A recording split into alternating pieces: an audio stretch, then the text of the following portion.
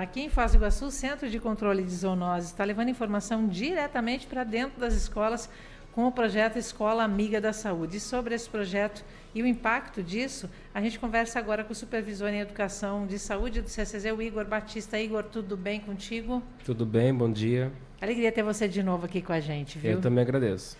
Igor, como é que funciona esse projeto Escola Amiga da Saúde? Qual que é a proposta de vocês? É um projeto que a gente trabalha de forma mais aprofundada sobre a saúde única, né? Então, a gente não vai trabalhar com as crianças só sobre a dengue, e sim os outros, né, serviços que o CCZ acaba ofertando e trabalha, né, de rotina no município, como a leishmaniose, porotricose, raiva, animais peçonhentos, orientações sobre a guarda responsável, bem-estar animal.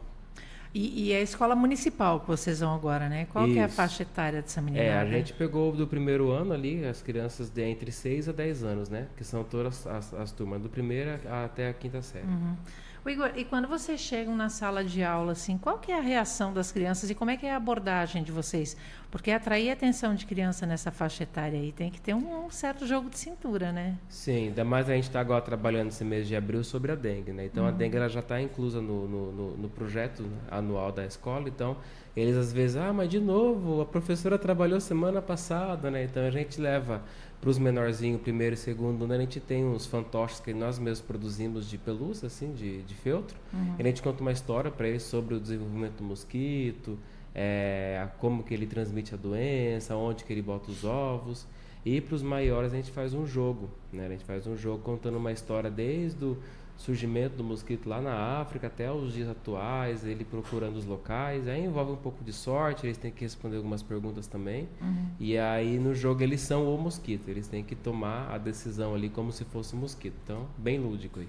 E imagino que deva surgir a pergunta ali, né? Se o mosquito é lá da África, né? Até o nome dele faz menção ao Egito. Como é que ele chegou aqui? Acho que é uma dúvida que muita criançada tem, né? Estudos falam que ele chegou aqui com os navios negreiros, né? Na época da escravidão. Então ele cruzou o oceano, né? Com via navio negreiro. Já veio com a doença. Teve um período aqui no Brasil que essa doença foi erradicada e ali nos finais dos anos 80, início dos 90, essa doença voltou e nós temos até hoje aqui. O Igor, e de que forma que surgiu essa ideia de levar essa informação dessa maneira lúdica para a criançada? Então, o setor de educação em saúde do CCZ ele existe há mais de 20 anos já, desde 2005, e a gente sempre vai passando por reformulações. Então, a gente trabalhava com palestras, tínhamos maquetes, por exemplo, que levar para as crianças, sempre tentando alguma coisa diferente. Em 2023, a gente fez uma parceria com a Itaipu, e a ideia inicial era que nós trabalhássemos de forma continuada nas escolas, só que nós somos em 6 servidores, então não conseguimos atender as 51 escolas do município. E aí a gente fez uma forma diferente, onde a escola que fez uma gincana e a gente ficou ali dando suporte nas escolas participantes. Em 2024 esse projeto passou para ONGs aqui da cidade e ano passado aí sim nós realizamos um projeto piloto em 10 escolas municipais, só que apenas com os terceiros anos. Deste formato, que a gente ia uma vez por mês na escola e trabalhava especificamente um tema nessa escola. Aí esse ano a gente diminuiu as escolas, então são 6 escolas que escolhemos, e só que trabalhamos todas as turmas aí. Eu penso assim que essa questão de higiene, de cuidado, de bom senso também para quem mora, seja no bairro, em casa, tem a ver muito com a cultura da gente, né? É mais fácil incutir essa cultura em crianças do que nos adultos, do que mudar a maneira que um adulto age, por exemplo? Sim, que a criança não tem filtro, né? Então a gente passa para a criança e a gente pergunta, exemplo, você tem cachorro em casa? E teu cachorro dorme aonde? Aí tem uma outra criança que fala, não, ele fica dormindo no quintal. Ele sai para fora? Sim, ele me traz para a escola, depois volta, que são coisas erradas, né? Que a gente orienta que não seja feito. Ou a dengue, a gente pergunta, você já viu essa larva aqui na tua casa?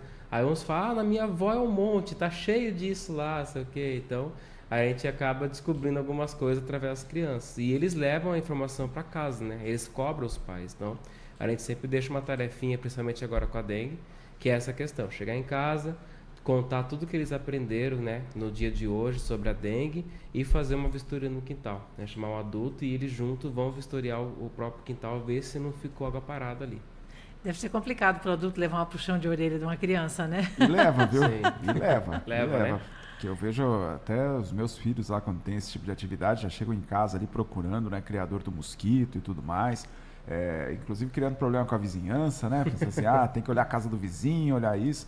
Mas assim, é de pequeno que começa realmente, né? Sim, a nossa ideia é essa, né? Essa ideia é que pelo menos ali os 10, 15% daquelas crianças crescerem com essa mentalidade de mudança, a gente já está feliz já, porque a ideia é essa, que eles cresçam com uma mentalidade diferente dos pais, né? Então...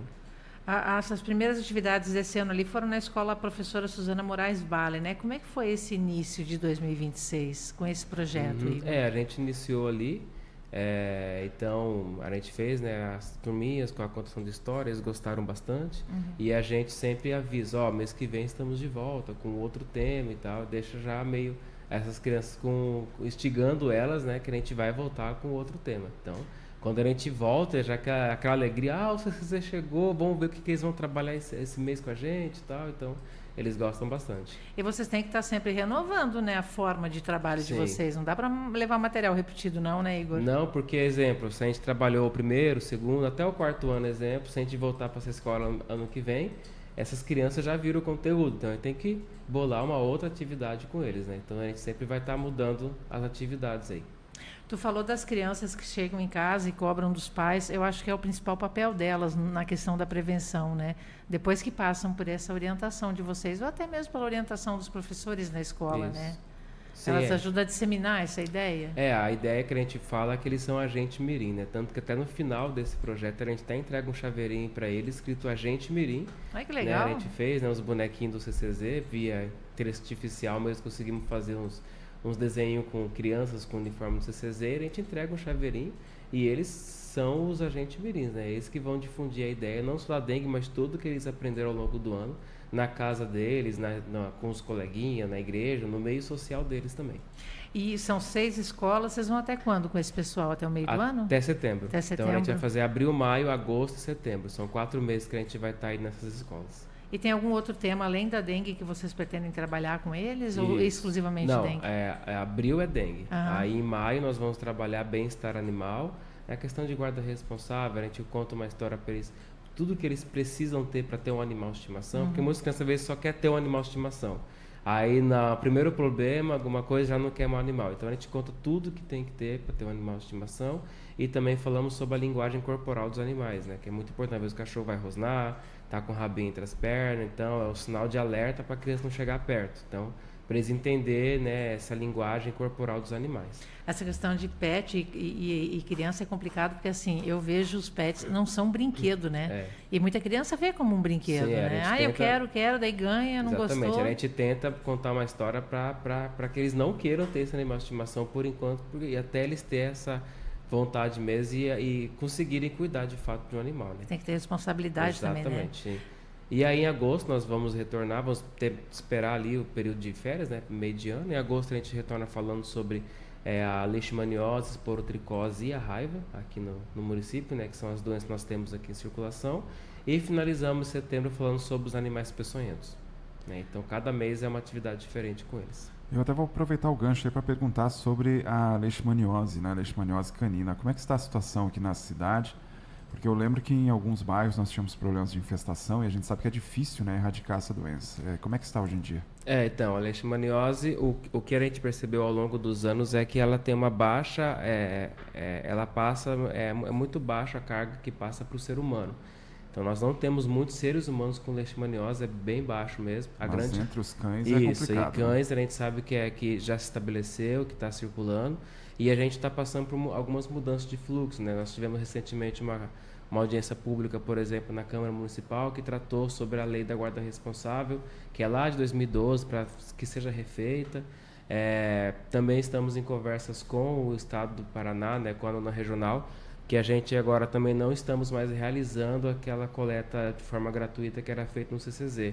Pelo motivo que, assim, a gente começou a ver que tinha um falso dado. Então, somente as pessoas que moravam próximos ali do CCZ acabam levando o animal para fazer o exame, né? Então, aí você puxava o mapa, parecia que todos os cachorros eram ali próximo. Em Porto Meiro, ou regiões mais longe, acabavam não tendo esse... levava pela questão de distância. E também o pós, né? O cachorro dá positivo e o poder público não oferta nada além disso, né? Então, hoje é a guarda responsável. Então, o morador, né? O tutor desse animal que tem que prover, né? Via particular esse tratamento. Então, por enquanto, a gente não está realizando de forma espontânea esse atendimento até que os fluxos sejam restabelecidos. Mas a gente sempre orienta, né? Usar a coleira repelente, limpar o quintal, e se o animal tiver algum problema, procurar uma clínica veterinária, um veterinário a domicílio para ver o que está acontecendo. O Igor, só para esclarecer, que tipo de problema o animal deve ter? Quais são os sintomas em caso de leixe? Leishmaniose, o animal ele pode ter um sintoma, ele pode ter vários, ou ele pode ser só o interno, né? Então, para definir mesmo, é somente com exame de sangue. Mas um animal sugestivo para leishmaniose, ele começa a crescer a unha, ele começa a perder o pelo no corpo, principalmente nas extremidades, então focinho, orelha, rabo. Ele pode emagrecer muito rápido, ele perde apetite, fica desorientado.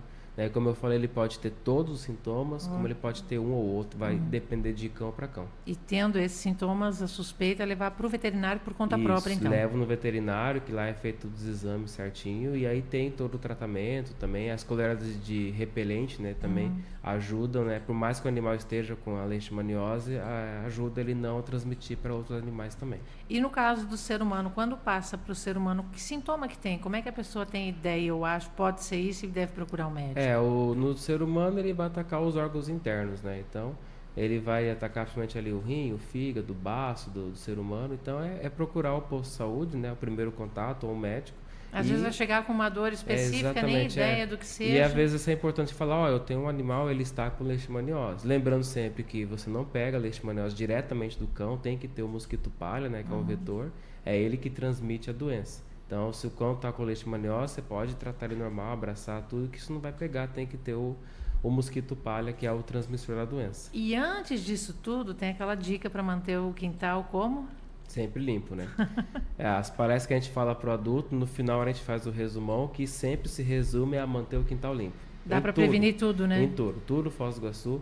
Se você manter o teu quintal limpo, você não vai ter rato, por exemplo, não vai ter barata, que a barata atrai o escorpião, o rato pode atrair a cobra. Você não vai ter água parada, que não vai ter a dengue. Você não vai ter uma cadeia alimentícia ali dentro do seu quintal, não vale a pena, não. Você não vai ter nada ali apodrecendo, então você não vai ter a criação do mosquito palha que transmite a doença. Então, quintal limpo, ele é o pontapé inicial para a gente, pelo menos, diminuir um pouco a incidência das doenças aqui em Foz do Iguaçu. Com relação ao mosquito palha, o maior problema é fruta, essas coisas que caem, apodrecem ali no quintal, no chão, né? Exatamente. Fruta, fezes do animal, até as folhas, se elas estão num lugar muito sombreado, coisa orgânica ali. Isso, quando fica muito orgânico, muito úmido, né? Coisas muito úmidas é onde ele vai se reproduzir.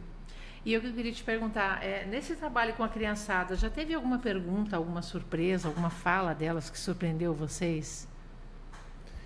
Olha, tem assim, às vezes, coisas engraçadas, né? Que a gente pergunta, primeiro a gente mede o nível das crianças da sala para ver o que eles sabem o que é zoonose, quais animais que transmitem doença. Aí às vezes surge urso, dragão, né? Então a gente vai direcionando, né? Mas tem, às vezes, a gente vê que tem muitas crianças que realmente se interessam tanto pelo tema. Ano passado que a gente fez um projeto piloto, a gente tinha uma escola que a gente fazia ali próximo à região ali do Jardim Panorama, aquela parte ali, que a criança ela perguntava qual que era o próximo tema e ela estudava o tema antes da gente. Olha que legal. Então a gente chegava na sala, ela já sabia tudo e respondia tudo certinho. Então, e não só ela, algumas crianças às vezes viu o tema, não sei quando, assim, e lembra e fala tudo, sabe? Responde tudo certinho. Então, tem essas crianças também que se interessam bem mais do que as outras e sabem bastante coisa. Nossa, Igor, 1 minuto para acabar aqui. Vocês têm os parceiros também, né? Se quiser agradecer. A gente está com a parceria com o SESC. O SESC sempre foi um parceiro nosso, que ele nos ajuda com os materiais, né? A gente sabe que, às vezes, pela prefeitura, para você comprar, tem que ter licitação, demora muito tempo. Então, o SESC é um parceiro muito grande, entregando um material visual mesmo, panfleto, marca-página, adesivos, que ajuda bastante, que a gente entrega para as crianças também. E a próxima vez eu quero chaveirinho, tá? Tá bom, pode deixar que eu trago para você. E me chama em setembro que eu trago o chaveirinho, então. Tá joia, assinado. Vou marcar aqui. Obrigada, Isso, tá, Igor? Tá bom, eu que agradeço.